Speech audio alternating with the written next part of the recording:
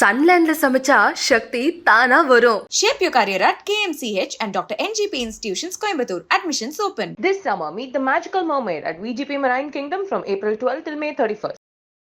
+2 ஃபெயிலுக்கும் எனக்கும் என்னென்னா அதில் பாதி அதுலேயும் பாதி அப்படின்னு அதுலேயும் பாதி I turn to be a child leader. என் கூட படிக்கிறவங்க எல்லாம் ஸ்கூலுக்கு போகிறானுங்க. அப்போ எனக்கு வேறு என்ன பண்ணணும்னு தெரியாதுல்ல. ஸோ அதனால் I need to go for some work. So 14 years கீழே எங்கேயாவது ஒரு இடத்துல வேலைக்கு போகிறேன் அப்படின்னு வரப்போ என்னோட ஃபர்ஸ்ட் சாய்ஸ் வந்து மெக்கானிக் ஷெட்டா, லாட்டரி டிக்கெட்டா அப்படின்னு நிறைய ஆப்ஷனில் லாட்டரி டிக்கெட் வாஸ் கன்வீனியன்ட். நான் இன்ட்ரோவர்ட்டாக இருந்தேன். அந்த இன்ட்ரோவர்ட்டில் இப்போ நான் இதே ஆட்டிடியூடில் நான் மேபி படித்து முடிச்சிருந்தா கூட எனக்கு நிறைய கம்யூனிகேஷன் ப்ராப்ளம் இருந்திருக்கும். அதில் எவால்வ் ஆகிற ஒரு தருணம் வச்சுப்போம். அந்த மாதிரி தான் எனக்கு லாட்டரி டிக்கெட்டு ரொம்ப ஹெல்ப்ஃபுல்லாக இருந்தது. என்னோடய கம்யூனிகேஷனை மற்றவங்களுக்கு அதை எஸ்டாப்ளிஷ் பண்ணி அண்டர்ஸ்டாண்ட் பண்ணி அதை புட்டை க்ராஸ் பண்ணுறது. நான் ஒரு விஷயத்தை புரிகிற வரைக்கும் விடுறதில்ல. அதனால தான் என்னென்னா படித்து புரிஞ்சுக்கிறதுலேருந்து நான் வந்து பார்த்து கேட்டு புரிஞ்சுக்கிறதுல ஷிஃப்ட் ஆனேன். எப்போ இந்த சைல்டு லேபராக வேலை பார்க்குறப்ப அது ஒரு பெரிய அட்வான்டேஜாக நான் எடுத்துக்கிட்டேன். ஆனால் மதிப்பெண் முக்கியம் இல்லை, கல்வியே முக்கியம் இல்லை அப்படின்னு சொல்லிட முடியுமா? ஏன்னா சில பேர் தப்பான இன்ஸ்பிரேஷன்ஸை மாற்றி எடுத்துக்கிறாங்க. படித்தாங்கன்னா அவங்க என்னவாகணும் அப்படின்ற அந்த எவல்யூஷனில் அவங்களுக்கு அது மேல் நோக்கி தான் பயணிக்கணும், ஒழிய கீழ் நோக்கி பயணிக்கவே கூடாது. அதுதான் ஒரு கல்வியோடைய சிறப்பு. தூங்காதே தம்பி தூங்காதே, நல்ல பொழுதையெல்லாம் தூங்கி கெடுத்தவர்கள் நாட்டை கெடுத்ததுடன் தானும் கெட்டார்.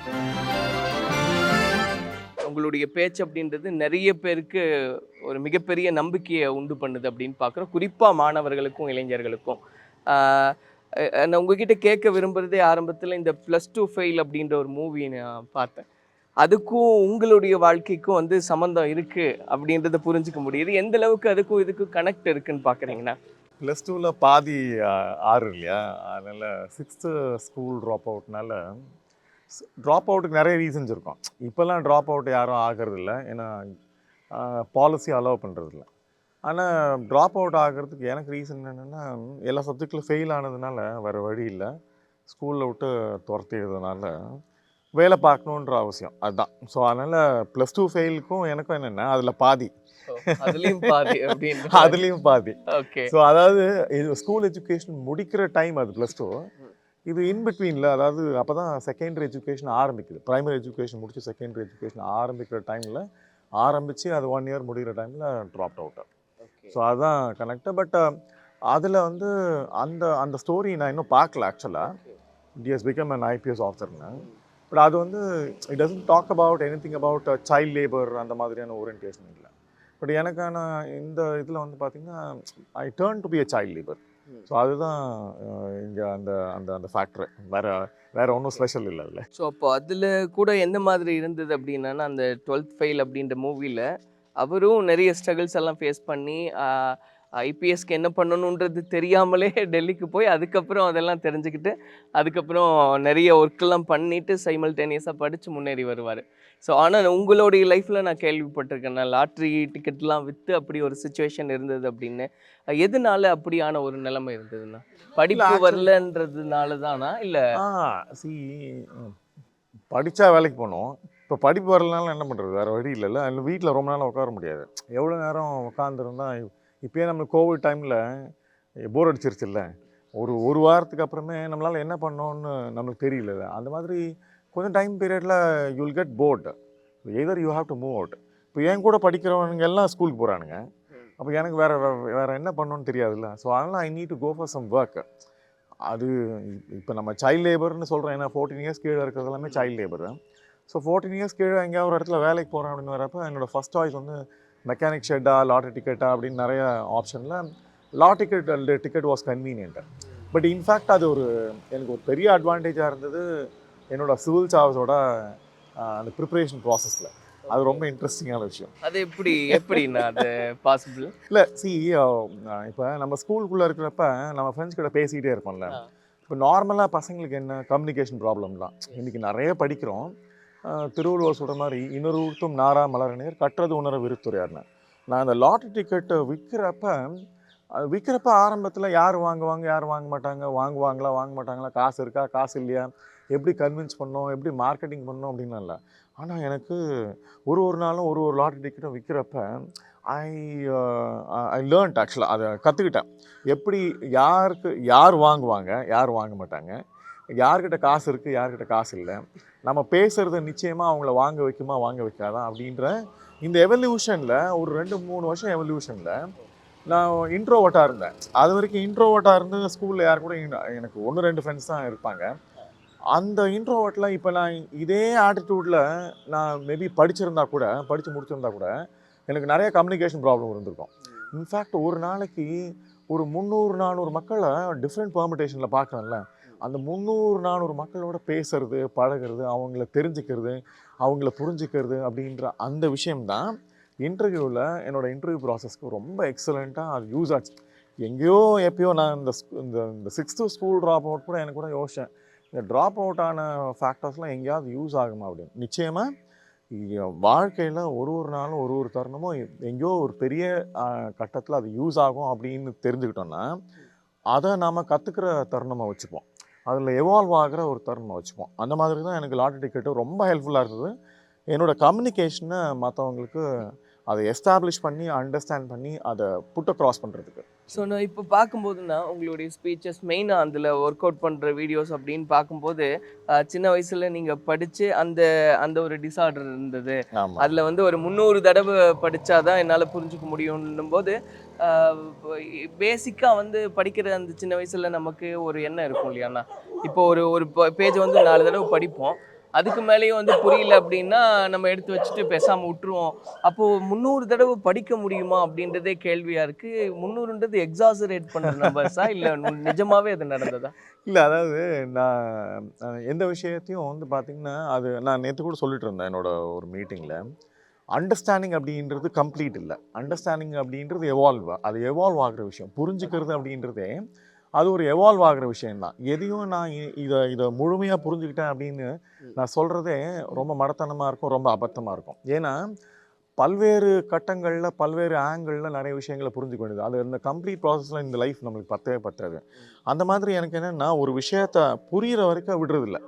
எனக்கு படிக்கிறதே டிஸ்லெக்ஷியாவில் என்னென்னா அப்படின்றது வராது, லெக்ஸியா அப்படின்னு வார்த்தை. இப்போ ஒரு போர்டில் எழுதி போட்ட ஒரு வார்த்தையை அது இங்கிலீஷாக இருக்கட்டும், தமிழாக இருக்கட்டும், எந்த மொழியாக இருக்கட்டும், அதை எழுதி போட்டதுக்கப்புறம் அதை உள்வாங்கிறது அப்படின்றதே ஒரு கடினமான ஒரு விஷயம். உள்வாங்கிறப்ப அது சென்டென்ஸா உள்வாங்கிறப்ப எனக்கு இவ்வளோ ப்ராப்ளம். கேட்குறது ரொம்ப ஈஸி, கேட்டு புரிஞ்சுக்கிறது ரொம்ப ஈஸி, ஆனால் படித்து புரிஞ்சுக்கிறது ரொம்ப கஷ்டம்.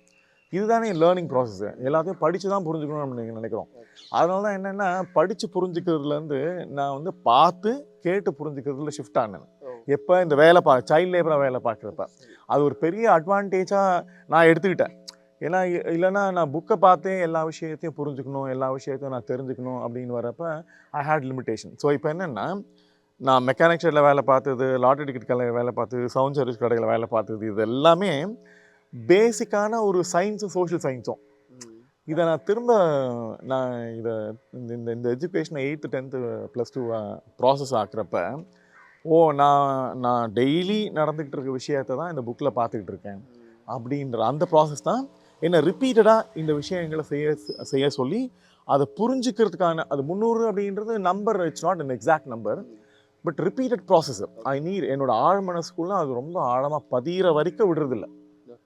அதுதான் அந்த 300 நம்பர்னு சொல்கிறதுக்கான காரணம். மேபி நான் பாடுறப்ப கூட எனக்கு ஒரு விஷயம், நான் எத்தனை தடவை கேட்டிருப்பேன், எத்தனை தடவை பாடியிருப்பேன், ரிஹர்சல் பார்த்துருப்பேன் எனக்கு தெரியாது. நீங்கள் பாடுறவங்களை கேட்டிங்கன்னா சொல்லுவாங்க, அவங்க அந்த பர்ஃபெக்ஷன் வர வரைக்கும் அவங்க நம்பர் கவுண்ட் பண்ணியிருக்க மாட்டாங்க. பட் நம்ம நம்பர் கவுண்ட் பண்ணோன்னா நிறைய எக்ஸீட் ஆகும். அதுதான் பாடுறதை பற்றி பேசினதுக்கப்புறம் பாடாமல் இருக்க முடியாது. எங்களுக்காக என்ன ரெகுலராக கேட்குறோம், அது நல்லா இருக்குது, அவ்வளோ நல்லா இருக்குது. அது எப்படி வந்தது நான் பாடக்கூடிய விஷயம் அப்படின்றது?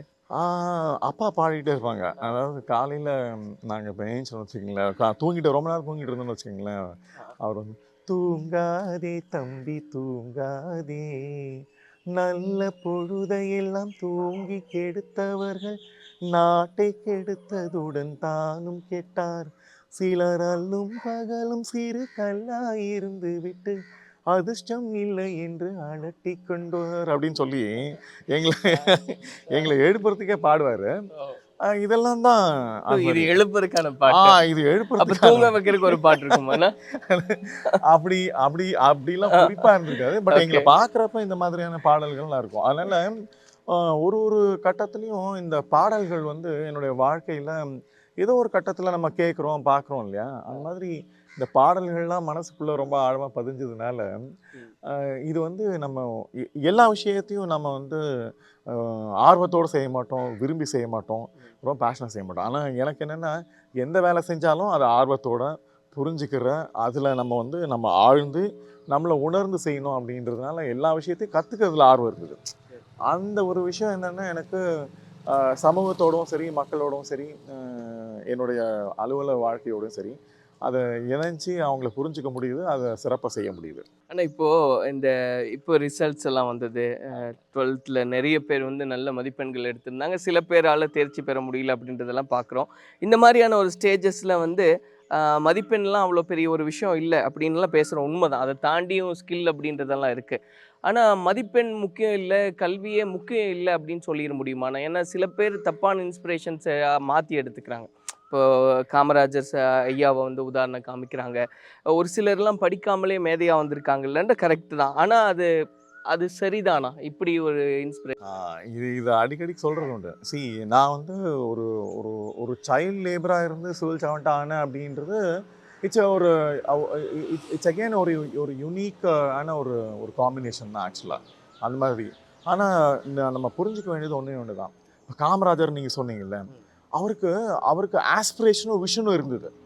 இப்போ எதுக்காக படிக்கிறோம்? ஒரு விஷயத்தை தெரிஞ்சு அந்த விஷயத்தை நோக்கி பயணிக்கிறதுக்காக தான் படிக்கிறோம், சிந்தனையில். இல்லைன்னா படிக்கிறதுக்கான அவசியமே இல்லை. என்ன, நாம் ஒரு விஷயத்தை தெரிஞ்சுக்கிறப்ப அது எப்படி அறிவியல் ரீதியாக நடக்குது, சமூக ரீதியான விஷயங்கள் தான். இதுதான் நம்மளுடைய படிப்புடைய முக்கியமான ஒரு விஷயம். அந்த படிக்கிற அந்த விஷயத்தை தான் இன்றைக்கி என்னென்னா 2 விஷயம் இருக்குது. ஒன்று, படிக்கலைன்னா வாழ்க்கை இல்லையா அப்படின்ற அது ஒரு விஷயம். ஏன்னா ஃபெயில் ஆகிற பசங்கள்லாம் இருக்காங்கல்ல. நான் இப்போ கூட ஆய்மான்னு சொல்லிட்டு, அதாவது அம்பத்தூர் இண்டஸ்ட்ரியல் எஸ்டேட்டோட அந்த மேனேஜ்மெண்ட் அசோசியேஷன் போயிருந்தேன். அவங்க சொல்கிறாங்க, ஒரு பையனுக்கு அவன் 8th 10th ஃபெயில் ஆனால் கூட நாங்கள் என்ன பண்ணுறோம், ஸ்கில் ட்ரைனிங் கொடுக்குறோம், ஒரு 15,000 சம்பளம் கொடுக்குறோம். 15,000, 18,000, 20,000 சம்பளம்ன்றது பெரிய சம்பளம். இப்போ படிப்பு வரலைன்னா ஆல்டர்னேட் என்னன்னு பார்க்க வேண்டியது இருக்குது. அது முக்கியமான விஷயம். வரலன்னு இந்த சமூகம் யாரையும் வந்து பார்த்திங்கன்னா அவங்கள வந்து இல்லை நீ சமூகத்துக்கு தேவையில்லாத ஒரு ஆள் அப்படின்னும் ஒதுக்க முடியாது. அவங்களுக்கும் அவங்க நினச்சாங்கன்னா கொஞ்சம் ஸ்கில் ட்ரைனிங்கில் அவங்களுக்கு வாழ்க்கை இருக்குது. இப்போ படித்தாங்கன்னா அவங்க என்னவாகணும் அப்படின்ற அந்த எவல்யூஷனில் அவங்களுக்கு அது மேல் நோக்கி தான் பயணிக்கவே ஒழிய கீழ் நோக்கி பயணிக்கவே கூடாது. அதுதான் ஒரு கல்வியோடைய சிறப்பு. நான் சொன்னேன், நிற்க அதற்கு தக அப்படின்னு சொல்லுவாங்கள்ல, அந்த குறளில் நாம் படித்ததுக்கப்புறமா என்ன படித்தோமோ அந்த படிப்புக்கான அந்த ஆளுமையில் நம்ம மேலே நிற்கணுமா, கீழே நடுவில் நிற்கணுமா, கீழே நிற்கணுமா அப்படின்போம். படிச்சுட்டு கீழே நிற்கணும் அப்படின்ற அந்த சிந்தனை தான் இருக்கக்கூடாதுன்ற. உள்ளுவதெல்லாம் உயர் உள்ளல் அப்படின்னு அப்துல் கலாம் ஐயா சொன்னார் இல்லையா. ஸோ கற்க கசடற கற்றவை கற்ற பின் கற்றதுக்கு அப்புறமா நிற்க அதற்கு தக. நாம் நம்மளுடைய படிக்கிறது எதுக்குன்னா, இப்போ நம்ம ஒரு மொபைல் இருக்குது, அதில் ஒரு சிம் போடுறோம். சிம் போட்டு நம்ம பேச முடியலன்னா என்ன, அந்த சிம் எதுக்கு? நம்ம வந்து மொபைல் இப்போ இந்த எஜுகேஷன் வந்து நம்மளை ஒரு சிம் ஆக்டிவேட் பண்ணுற மாதிரி. இந்த சிம்மை ஆக்டிவேட் பண்ணதுக்கப்புறமா இந்த உலகத்தில் யாரை வேணால் ரீச் பண்ணலாம்ல. அதில் இன்னும் ஆனால் என்ன ஒன்று, நம்ம ரீச் பண்ணுறதுக்கான நம்பர் தெரியணும். அந்த மாதிரி தான் இவங்களுக்கு டயல் பண்ணுறப்ப அது they should not make a local call. பக்கத்து வீட்டுக்கு கால் பண்ணுவோமா நம்ம? சிம் போட்டு பக்கத்து வீட்டுக்கு பேசணும்னு நம்மளுக்கு சிந்தனை இருக்குமா? சிம் போட்டு தூரத்தில் இருக்க எங்கேயோ ஒரு இடத்துல பேசணும் அப்படின்னு. அப்படி தான் கல்வி இருக்கணும். அந்த மாதிரி ஒரு மேல் நோக்கிய ஒரு சிந்தனை இருக்கிறப்ப தான் இந்த கல்வி ஒரு ஆளுமைக்கு சரியான தகுதியை கொடுக்கும் அப்படின்றது தான் என்னோட சிந்தனையை. ஒருவேளை நான் படிக்காமல் போயிட்டேன்னு வச்சுக்கோங்களேன், எனக்கு இன்னும் எனக்கு அந்த அந்த கேள்வி எனக்கு உள்ள உண்டு. படிக்கல என்னவா இருப்பேன்னு நினைக்கிறீங்க? வேலையை பார்த்துட்டு நம்ம படிக்கல அப்படின்னா என்னவா இருந்திருப்போம்? நம்ம உள்ளூர்ல இருக்கிற வேலையை தேடி இருப்போம். இல்லைன்னா எங்க வீட்டுல இருந்து யார் வெளியில படிக்காதவங்க யார் எங்க வெளியில போயிருக்காங்களோ அவங்கள பார்ப்பேன்.